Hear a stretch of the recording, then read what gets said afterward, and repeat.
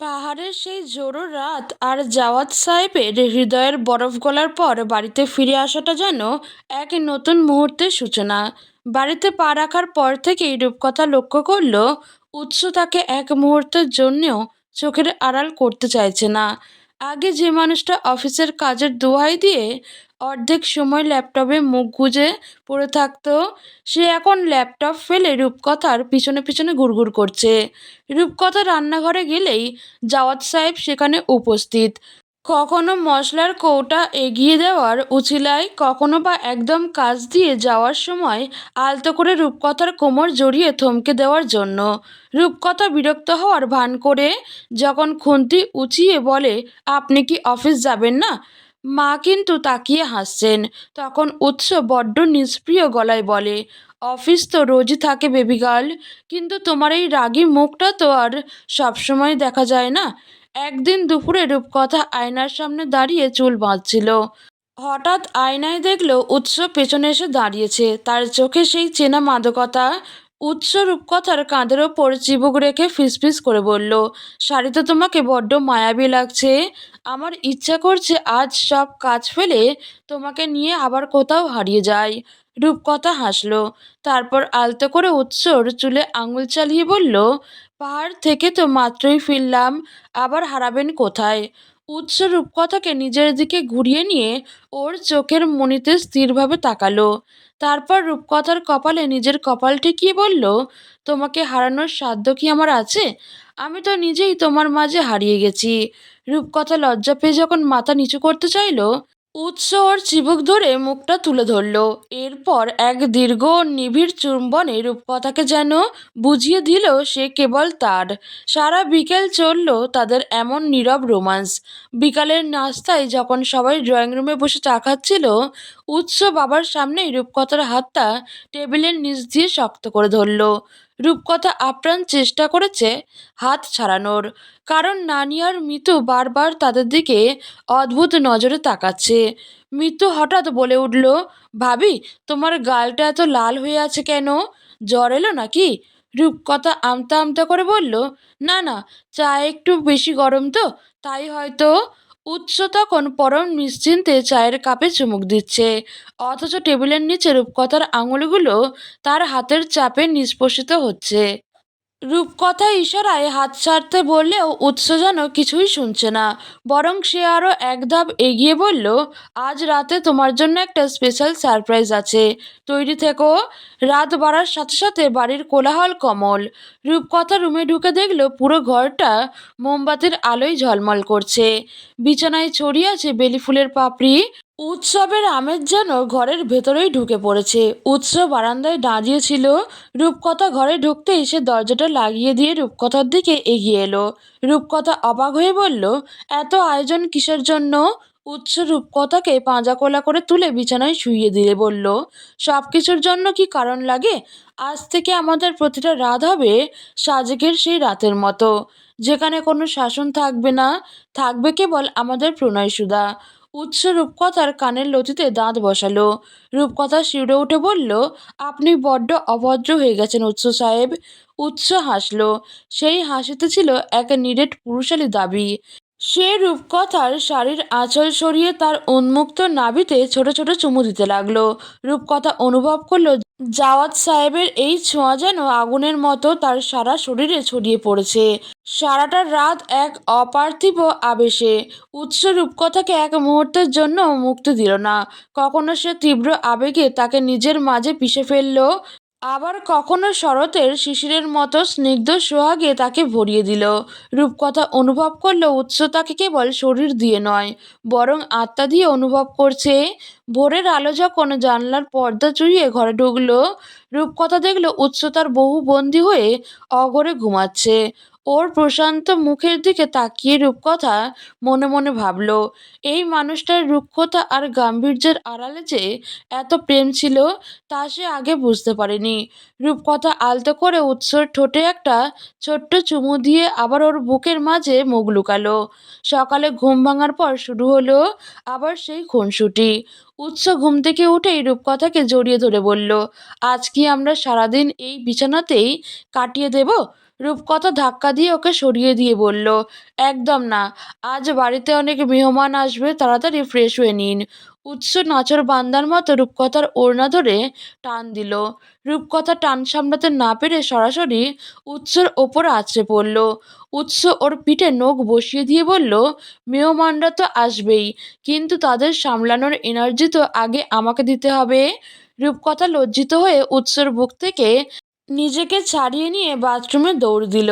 পেছনে উৎসর উচ্চস্বরে হাসি শুনে রূপকথা মনে মনে বলল, জাওয়াত সাহেব, আপনি সত্যিই নেশা ধরিয়ে দিয়েছেন। বিয়েবাড়ির ব্যস্ততা আর মেহমানদের ভিড়ের মাঝেও তাদের এই লুকাচুরি রোমান্স চলতেই থাকলো। কেউ যখন নাস্তা নিয়ে ব্যস্ত, উৎস তখন রূপকথাকে স্টোর রুমে টেনে নিয়ে গিয়ে চটজলদি একটা চুমু খেয়ে নিল। রূপকথা হাঁপাতে হাঁপাতে বলল, আপনি কি পাগল হলেন? কেউ দেখে ফেলবে তো। উৎস বাঁকা হেসে বলল, দেখলে দেখুক, আমার বউকে আমি আদর করছি, তাতে কার কি। এভাবেই তাদের দিনগুলো কাটছে।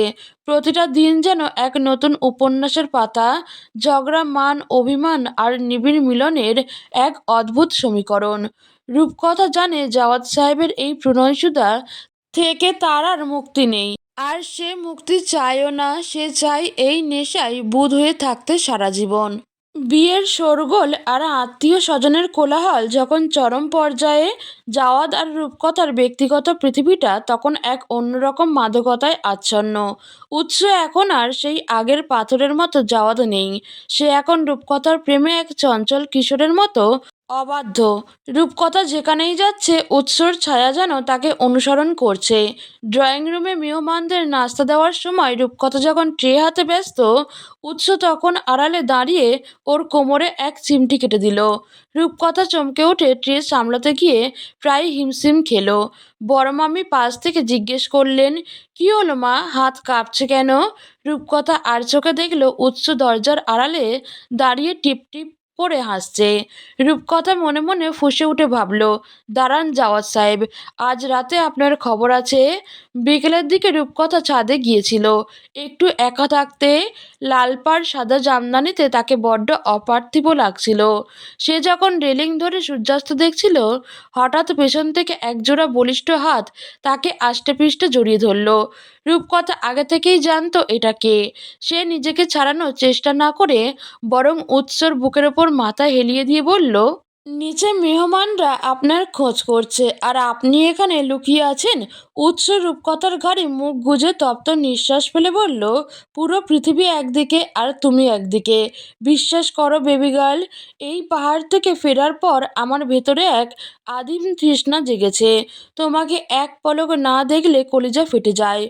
উৎস রূপকথাকে ঘুরিয়ে নিজের মুখোমুখি করল। রূপকথার কানে ঝুলে থাকা কানের দুলটা নিজের আঙুল দিয়ে দুলিয়ে দিতে দিতে বলল, তুমি কি জানো এই লাল টিপে তোমাকে কতটা মোহময়ী লাগছে? আমার ইচ্ছা করছে এক্ষুনি তোমাকে নিয়ে সেই নির্জন গুহায় চলে যাই। রূপকথা উৎসের শার্টের বোতাম নিয়ে খেলতে খেলতে বলল, আপনি বড্ড অসভ্য হয়ে গেছেন জাওয়াত সাহেব। আগে তো কথা বলতেও লজ্জা পেতেন। উৎস রূপকথার চিবুকটা হালতো করে উঁচিয়ে ধরল। তার চোখের মণিতে তখন গভীর অন্ধকার আর কামনার মিশেল। সে অবনত হয়ে রূপকথার অধরে এক দীর্ঘ চুমু আঁকল। রূপকথা অনুভব করলো তার শরীরের রক্ত বইতে শুরু করেছে উত্তাল সাগরের মতো। উৎস রূপকথার কানের কাছে ফিসফিস করে বলল, অসভ্যতা তো কেবল শুরু বেবি গার্ল। আজ রাতে তোমার এই জামদানি শাড়িটা আর তোমার এই লজ্জা কোনোটাই আমাকে বাঁধা দিতে পারবে না। রূপকথা লজ্জায় লাল হয়ে উৎসর বুকে মুখ লুকালো। ছাদের কার্নিস তখন এক জোড়া চড়ুই পাখি খুনসুটি করছে, যেন জাওয়াদ আর রূপকথার এই প্রেমের সাক্ষী হতে এসেছে। রাত বাড়ার সাথে সাথে বাড়ির বাতিগুলো নিভে এলো। রূপকথা রুমে ঢুকে দেখল উৎস আজ শার্ট খুলে কেবল একটা লুঙ্গি পরে জানালার পাশে দাঁড়িয়ে আছে। তার বলিষ্ঠ পিঠের পেশিগুলো চাঁদের আলোয় চিকচিক করছে। রূপকথা ভয়ে ভয়ে ভেতরে ঢুকতেই উৎস দরজাটা লক করে দিল। সে রূপকথার দিকে এমন এক নজরে তাকালো যা দেখে রূপকথার হৃৎপিণ্ড থমকে গেল। উৎস এগিয়ে এসে রূপকথার হাতটা ধরল। রূপকথা কাঁপা গলায় বলল, উৎস সাহেব, আলোটা কি নিভিয়ে দেবেন? উৎস বাঁকা হেসে বলল, না, আজ আমি তোমার প্রতিটা অভিব্যক্তি স্পষ্ট করতে চাই। আজ আমি তোমার রূপকথার প্রতিটি পাতায় আমার নাম লিখে দিতে চাই। উৎস রূপকথাকে পাঁজাকোলা করে বিছানায় শুইয়ে দিল। রূপকথা অনুভব করলো উৎসর তপ্ত হাত তার শাড়ির ভাঁজে পথ খুঁজছে। সারা রাত চলল এক উদাম ও নিবিড় লীলা। উৎস রূপকথাকে একেবারের জন্য ছাড় দিল না। তার প্রতিটা ছোঁয়া ছিল কখনো বাঘের মতো হিংস্র, আবার কখনো বসন্তের বাতাসের মতো মোলায়েম। রূপকথা নিজেকে হারিয়ে ফেলল উৎসর বাহুবন্ধনে। সে চিৎকার করতে চাইল, কিন্তু উৎস তার ঠোঁট দিয়ে সেই শব্দ চেপে ধরল। তাদের ঘাম আর বেলি ফুলের গন্ধে ঘরটা করছিল। রূপকথা অনুভব করল জাওয়াত সাহেব আজ তাকে কেবল শরীর দিয়ে নয়, বরং দীর্ঘদিনের জমে থাকা একাকিত্ব আর ভালোবাসা দিয়ে জয় করে নিচ্ছেন। ভোরের আলো যখন উঁকি দিল, রূপকথা দেখল উৎস তার পিঠের ওপর নখ বসিয়ে রেখেছে, যেন ছেড়ে দিলেই সে হারিয়ে যাবে।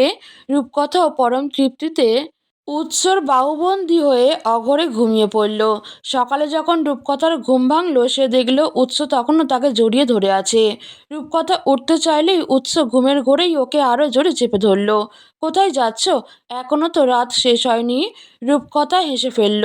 সূর্য উঠে গেছে জাওয়াত সাহেব, এবার ছাড়ুন, সবাই ডাকছে। উৎস রূপকথার ঘাড়ের ওপর একটা কামড় দিয়ে বলল, ডাকলে ডাকুক, আমার রানীকে আমি আজ সারাদিন এই বিছানাতেই বন্দি রাখব। রূপকথা অতি কষ্টে নিজেকে ছাড়িয়ে নিয়ে আয়নার সামনে দাঁড়ালো। নিজের গলার আর কাঁধের লালচে দাগগুলো দেখে সে লজ্জায় আরক্ত হলো। উৎস পেছন থেকে এসে আবার ওকে জাপটে ধরল। রূপকথা ধমক দিয়ে বলল, ছাড়ুন, অনেক হয়েছে। উৎস রূপকথার কানে কামড় দিয়ে বলল, অনেক হয়নি বেবি গার্ল, এ তো কেবল শুরু। আজ রাতে আমরা বাথটবে জলকেলি করব, তৈরি থেকো। বিকেলে বাড়ির ছোট ছোট ছেলেমেয়েরা যখন খেলছিল, উৎস রূপকথাকে বারান্দায় একা পেয়ে আবার টেনে কাছে নিল। রূপকথা হাত ছাড়ানোর চেষ্টা করে বলল, বাচ্চারা দেখছে তো। উৎস অবাধ্যের মতো রূপকথার ওড়নাটা নিজের আঙুলে পেঁচাতে পেঁচাতে বলল, দেখুক, ওরা শিখুক কিভাবে নিজের বউকে ভালোবাসতে হয়। রূপকথা হেসে ফেলল উৎসর এমন শিশুসুলভ ব্যবহারে। এই জাওয়াত সাহেবকে সে যেন প্রতিদিন নতুন করে আবিষ্কার করছে। কখনো সে ভীষণ গম্ভীর, কখনো বা বড্ড আদুরে, কিন্তু প্রতিটা রূপেই সে কেবল রূপকথা মনে মনে বলল, জাওয়াত সাহেব, আপনি আমাকে এমন এক গোলকধাঁধায় ফেলেছেন যেখান থেকে আমি আর বের হতে চাই না। এভাবেই জাওয়াত আর রূপকথার প্রতিটা দিন আর রাত এক রোমান্টিক মহাকাব্যের রূপ নিল। ঝগড়া, মান, অভিমান আর নিবিড় সোহাগের এক অবিচ্ছেদ্য মিশলে তাদের প্রণয়সুধা দিন দিন আরও ঘনীভূত হতে লাগলো। উৎস এখন সারাক্ষণ রূপকথার চোখের ভাষায় নিজের পরিচয় খুঁজে পায়, আর রূপকথা খুঁজে পায় তার জাওয়াত সাহেবের বুকের উষ্ণতার এক অনন্ত নিশ্চিন্তের আশ্রয়। তাদের এই উপন্যাসে এখন কেবল শুরু হয়েছে প্রেমের অধ্যায়, যা ফুরাবার নয়।